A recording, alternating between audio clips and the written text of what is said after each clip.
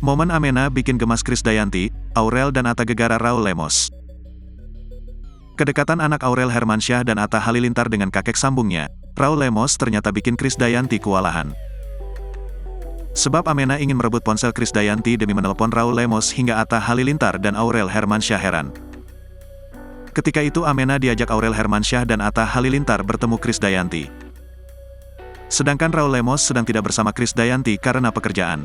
Alhasil Amena mencari kakeknya tersebut dengan berusaha memaksa Krisdayanti menelepon Raul Lemos.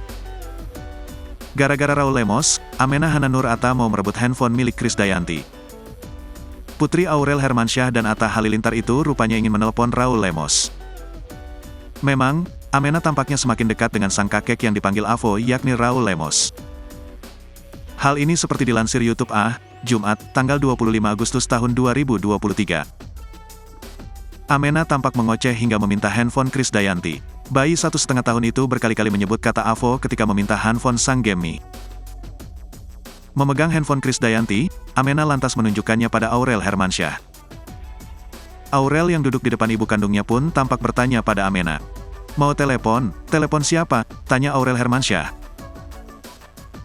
Tak butuh waktu lama untuk berpikir, Amena pun langsung menyebut kata Avo sebagai jawaban.